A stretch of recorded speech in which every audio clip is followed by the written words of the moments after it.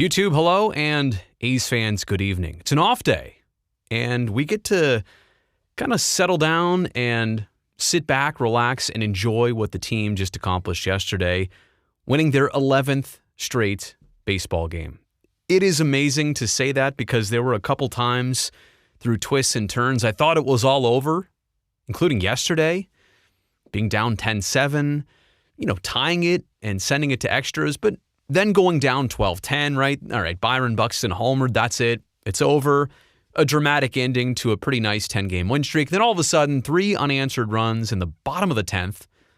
No hits, 3 walks, 2 errors. Are you kidding me?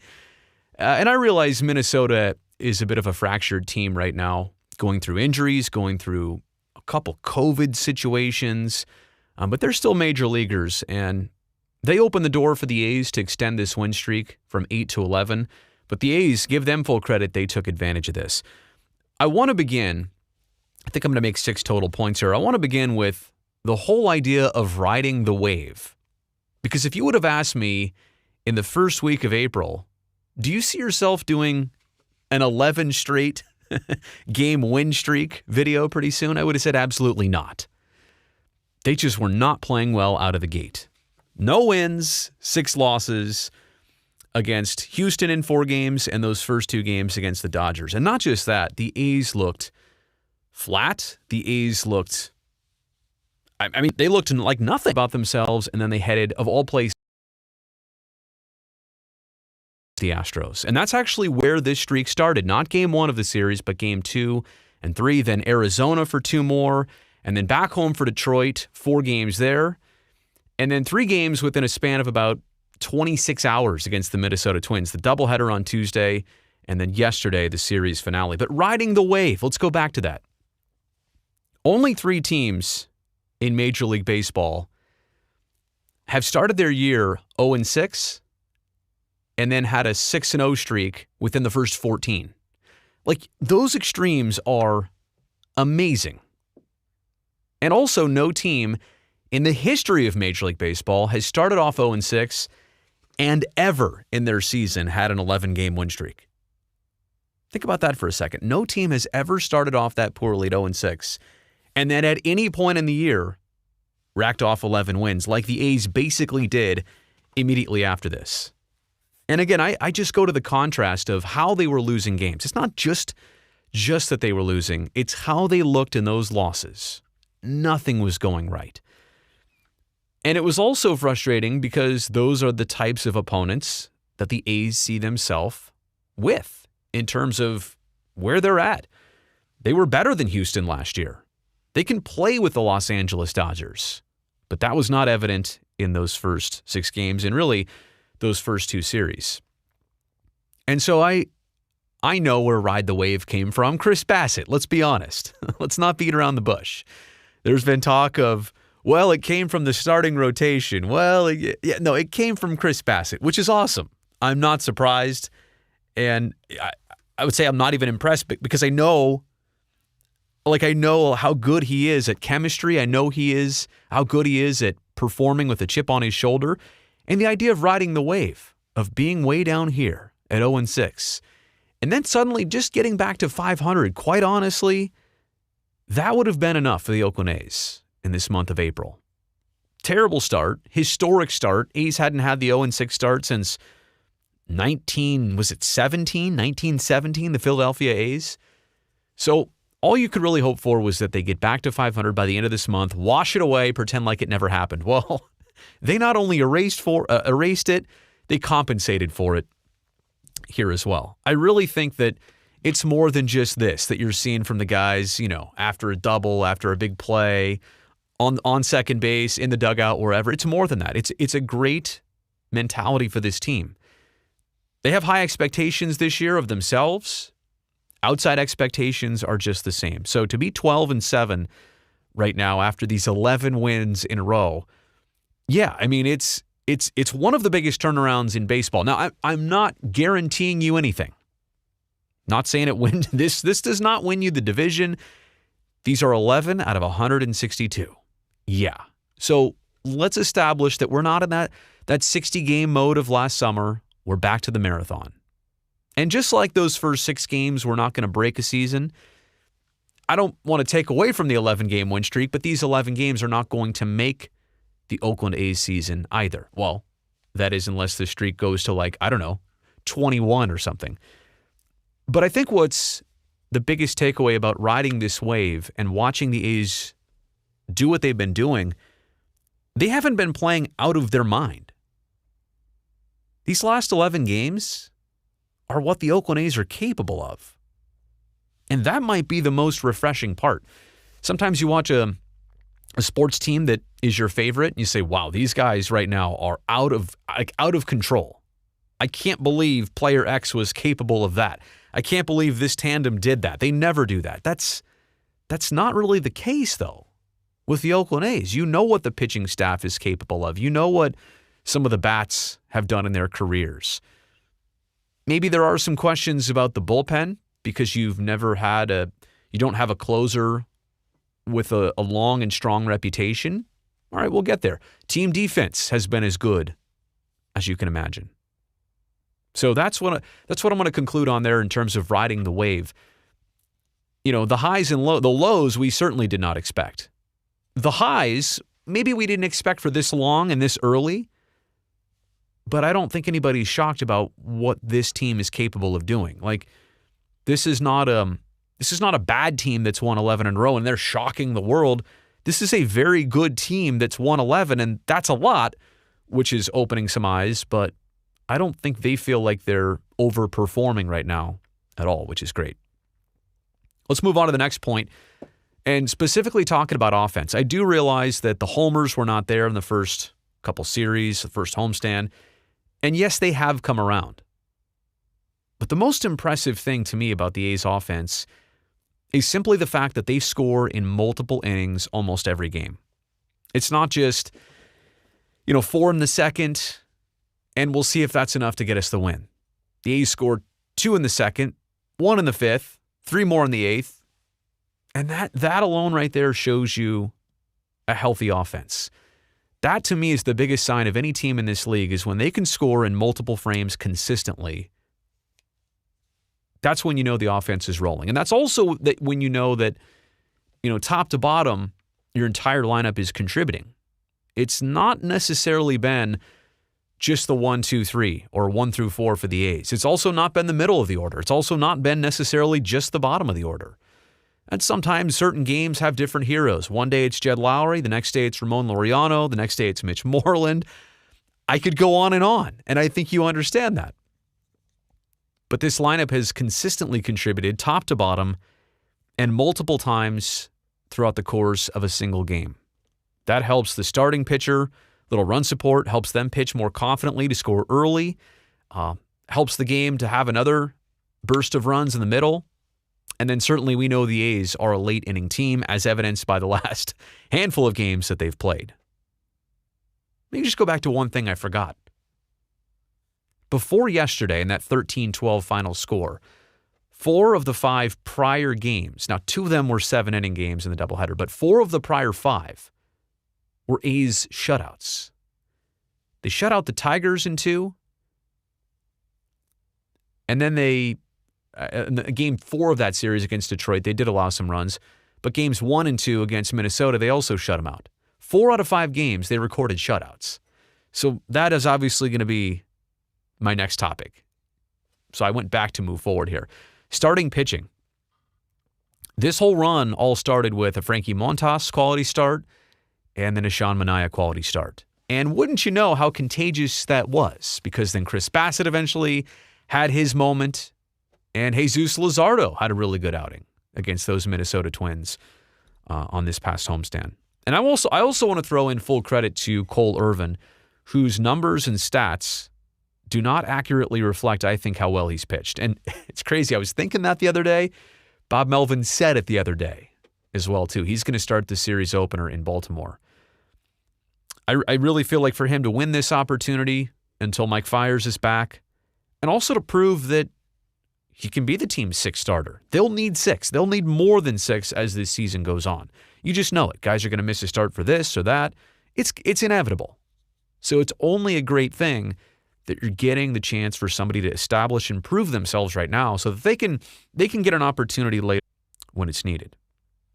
But going back to the starting rotation, I love how there is that element of competition between these guys. And it's not like they're always not trying to do their best.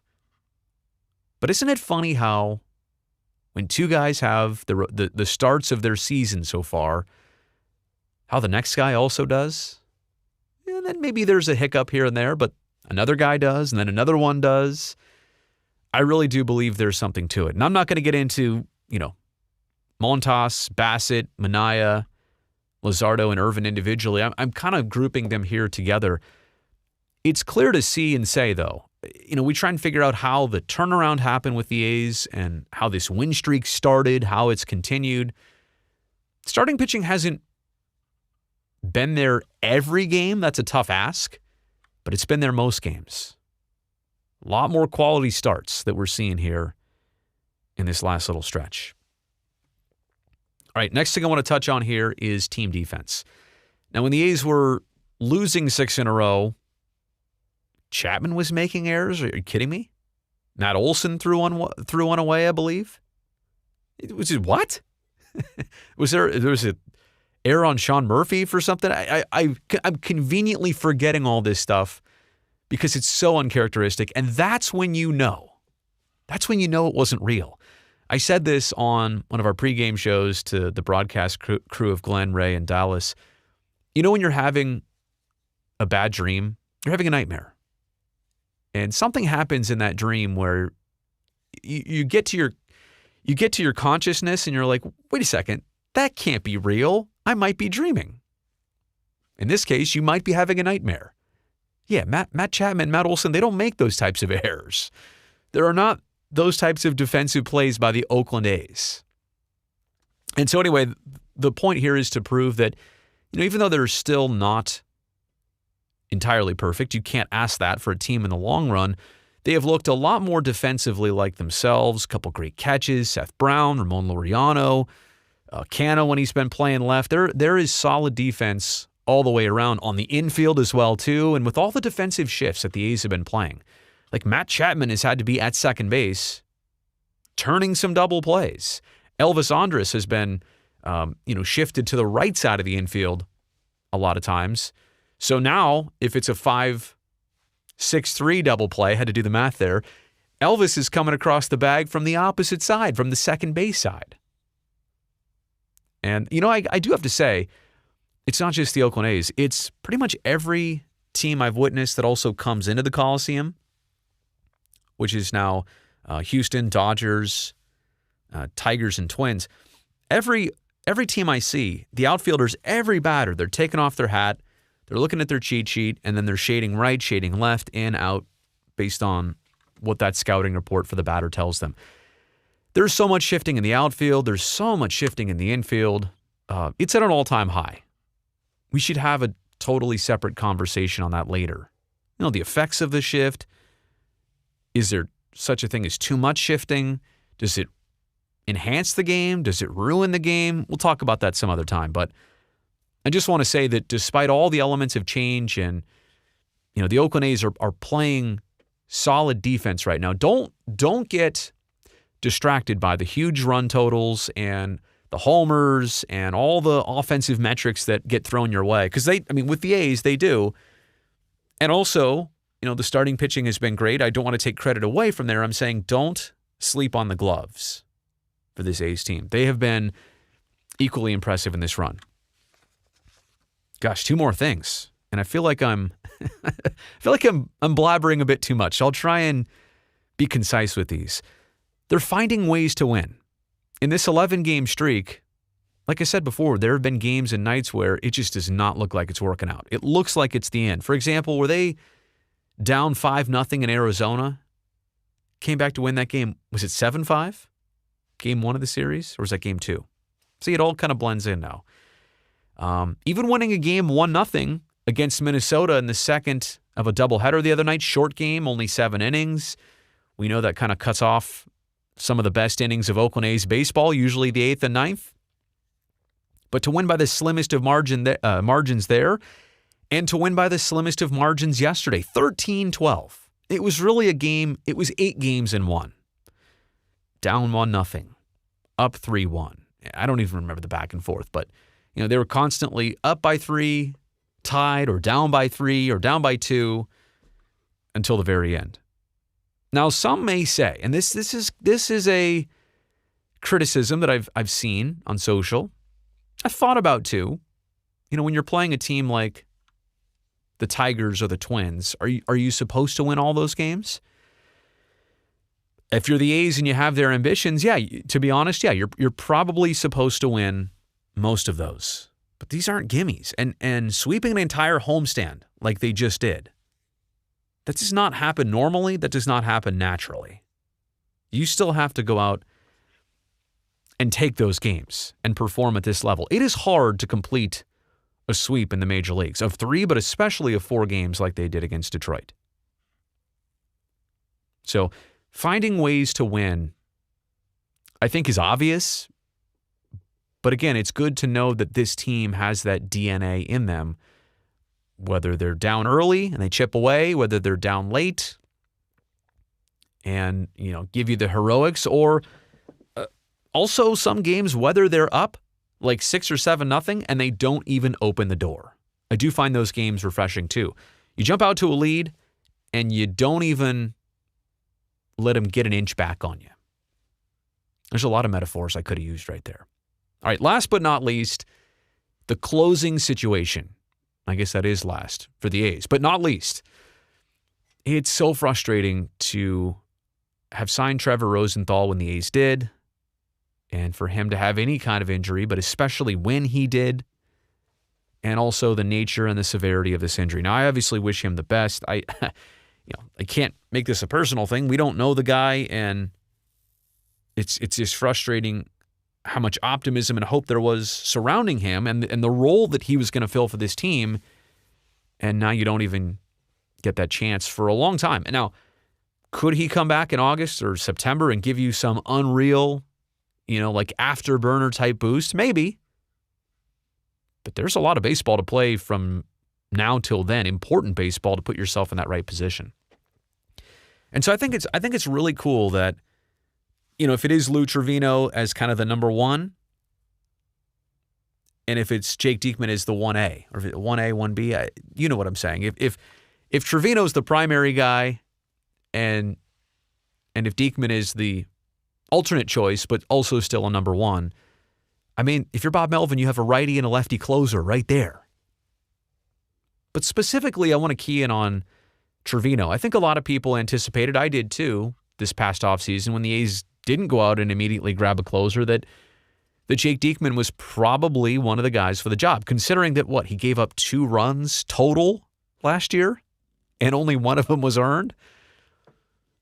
So he had an amazing last season. But the storyline of Lou Trevino, coming up in 18 and being the setup guy for Treinen, having all that success, and then really seeing all of it slip away in 19, and gaining some steps back last year. I think he found himself initially in a lot of negative relieving situations. By the end of the year, he's in plus situations. He's in playoff games. And now they're turning to him as a potential closer. Not just any reliever can be a closer.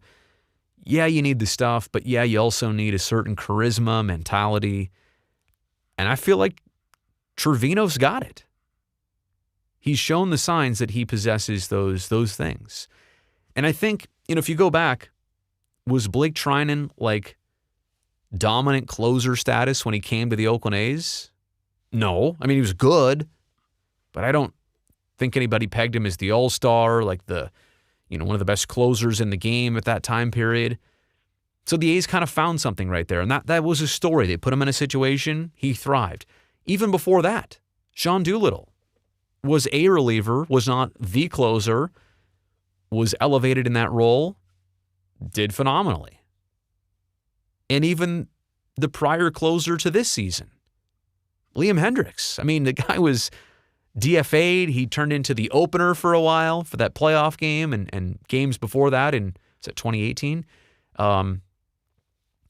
It's a great story there too of a player being handed the opportunity to close games for the A's, and they ran away with it. And guess what Lou Trevino might be in line for and to do? I don't want to put all that pressure on him, but I hope it's a compliment, is seen that way. Here's a guy who's got stuff, he's got mentality, he's got mound presence. So I'm happy. I'm happy for him, and I hope that he gets more opportunities. Yeah, I'd rather see the A's have bigger margins of leads late in games, but if they're up 1, 2, or 3, put Trevino in there. Let's get him another save. Because I really do. I feel like this could be a storyline. This could be a thing here in 2021. All right, so the A's have won 11 in a row, and those are my thoughts. 6 different things. I hope you've had fun watching these games. We've had fun doing the pre- and post-game show. Tomorrow, against the Orioles, I actually will not be on that broadcast. Just taking one day of a rest. Just trying to catch my wind. It's been a heck of a streak to start this season. I did some hockey this week. I did a doubleheader. I did a day after night game and whatever. You don't want to. I need a quick breather for tomorrow. But then I'll be back Saturday, Sunday, Monday, Tuesday, Wednesday. Yeah, so for quite some time. And for those of you asking about the hair, 1 week from today, this disappears. All of that disappears in precisely 7 days. So congratulations to you and congratulations to me. That does it for this video. Thanks for watching. I will see you here on YouTube and on television next time. Bye-bye.